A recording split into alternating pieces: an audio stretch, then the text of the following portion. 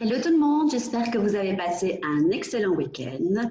Et pour les Françaises d'entre vous, grande Vénarde, je vous souhaite un très très bon long week-end, étant donné que vous faites le pont pour votre fête nationale demain. Profitez-en pleinement. Alors, petite introduction, étant donné qu'on commence une nouvelle semaine, donc une nouvelle thématique. Introduction donc à la thématique que j'ai abordée hier dans ma newsletter et où j'invitais mes fidèles lectrices à ne pas céder à la pression. En effet, lorsque l'on se sent telle une cocotte minute sous pression, prête à exploser, il est parfois difficile de se contenir et voilà, un mot en entraîne un autre et hop, tout ce que l'on a à dire sort et généralement d'une mauvaise façon. Résultat des courses, on se sent très mal d'avoir dit tout ça. C'est certainement la manière dont on l'a dit. On a honte parce que cela ne nous ressemble pas. On est épuisé parce que ça a quand même représenté une certaine décharge d'énergie. On coulerait bien sous terre, on a envie de disparaître de la surface de la terre carrément pendant un certain temps. On craint de recroiser l'autre, la personne contre qui on a proféré ces paroles. On a peur du retour de manivelle. Enfin bon, soit c'est vraiment une situation qui est très inconfortable, étant donné que ben voilà, la parole est une arme à double tranchant, donc elle peut faire énormément de bien, mais elle peut faire aussi énormément de mal. Et lorsque l'on fait du mal à l'autre via sa parole, ben finalement, on se rend compte que l'on s'en fait beaucoup à soi-même.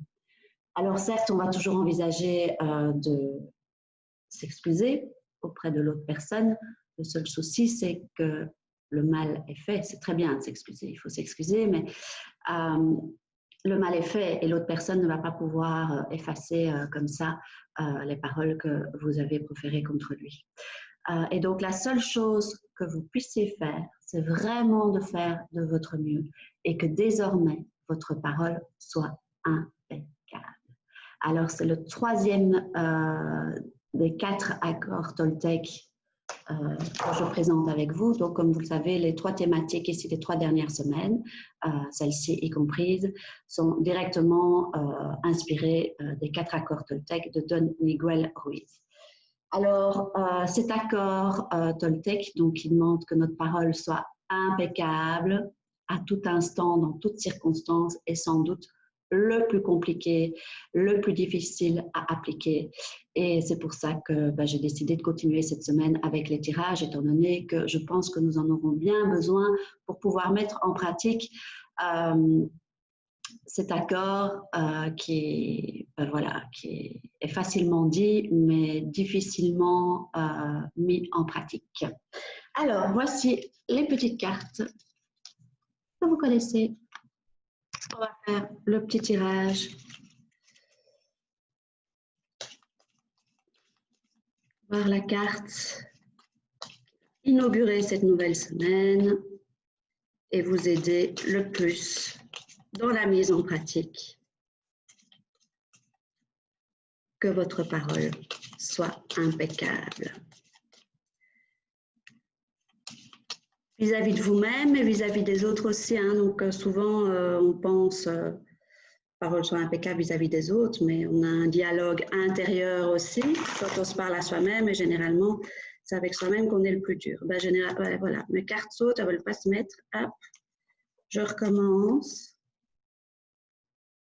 C'est quoi cette histoire? Ah, voilà, c'est bien ce qui me semblait. Hop.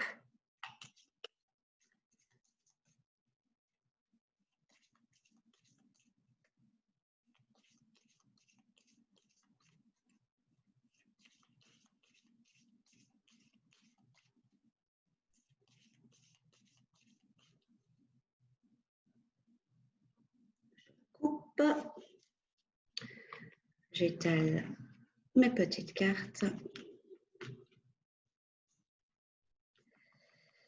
Et c'est parti pour un tirage sur la thématique la plus compliquée à mettre en œuvre.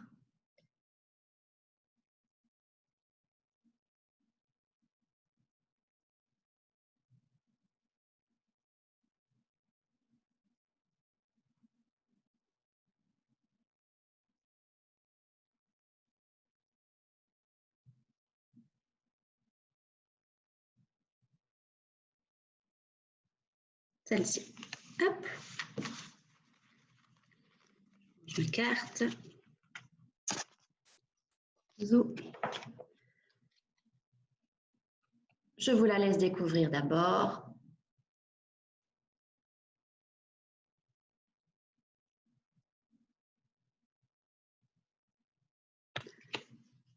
Et maintenant, je découvre la première carte de notre nouvelle semaine ensemble. Je suis responsable de ce que je ressens. Je sais que je peux diriger mon émotion par une simple pensée. Alors, quelles émotions ai-je envie de vivre en moi en ce moment? Quels mots dois-je me dire pour me sentir bien? Donc, comme je l'ai dit, en fait, pendant que je battais les cartes, il s'agit d'avoir une parole impeccable vis-à-vis des autres, certes, mais vis-à-vis de soi-même aussi. Vous avez un dialogue intérieur et comme vous le savez, nous sommes les premières à nous trouver nulles, moches, insignifiantes, pas à la hauteur, transparentes, etc. Ces mots-là qu'on se dit intérieurement, on pense que cela ne nous fait pas tort, etc. Pas du tout. Cela s'engramme dans votre corps et peut vous faire beaucoup de tort à vous-même aussi. Donc, il faut également être bienveillante envers vous-même. La bienveillance vaut envers les autres, mais envers vous-même aussi. D'ailleurs, si vous êtes beaucoup plus bienveillante envers vous-même, ce dont j'ai parlé d'ailleurs aussi dans la première thématique, vous allez voir que vous aurez beaucoup plus de facilité à être bienveillante avec les autres. Voilà. Donc, si je relis la carte, je suis responsable de ce que je ressens. Donc, vous êtes responsable effectivement des pensées que vous avez à votre encontre. Et comme vous le savez, les pensées ne sont pas des faits. Donc, lorsque vous avez une pensée, je suis nulle, je n'en vaux pas la peine, etc. Est-ce que c'est vrai? Est-ce que c'est vraiment vrai? Non. Là, généralement, la réponse sera non, parce que nous sommes beaucoup trop jugeantes envers nous-mêmes. Donc, je suis responsable de ce que je ressens. Lorsque une pensée vous vient ainsi, vous prenez de la distance et vous évaluez si elle est vraie ou pas. Et elle n'est pas vraie, généralement, vous lui coupez la tête. Voilà. Je sais que je peux diriger mon émotion par une simple pensée. Effectivement. Donc, si vous pensez que vous êtes nul, vous allez vous sentir très mal. Si vous pensez que vous n'êtes pas nul, que vous en valez la peine et que vous allez y arriver malgré les difficultés, vous allez vous sentir vraiment poussé par un allant, par une certaine motivation et vous allez vous sentir beaucoup mieux. Alors, quelle émotion ai-je envie de vivre en moi en ce moment? Est-ce que vous avez envie de vivre une belle émotion de joie, par exemple, de satisfaction, de paix, de sérénité intérieure? Quels mots dois-je me dire pour me sentir bien? Donc, réfléchissez à l'émotion que vous avez envie de sentir et peut-être notez sur un papier et dites-les ensuite à haute voix les mots que vous pouvez vous dire à vous-même dans votre dialogue intérieur. Des mots bienveillants, doux, tendres à votre égard pour vous permettre de vivre l'émotion que vous avez envie de vivre aujourd'hui. Donc, ma question pour vous est, quelle émotion avez-vous envie de vivre? Et en fonction de cela, écrivez 2, 3, 4, 5 pensées s'il faut et répétez-les à voix haute tout au long de la journée. Et vous allez voir que ça va faire toute la différence dans cette belle journée ensoleillée, la plus belle de la semaine d'ailleurs ici en Belgique. Donc, profitons-en. Voilà. Écoutez, je vous souhaite une très belle journée, un bon lundi, une bonne reprise pour les petites Belges entre nous, luxembourgeoises, suissesses et canadiennes. Et les Françaises, profitez bien de votre long week-end. Vous avez bien raison. Je vous embrasse et je vous dis à demain. Ciao, ciao.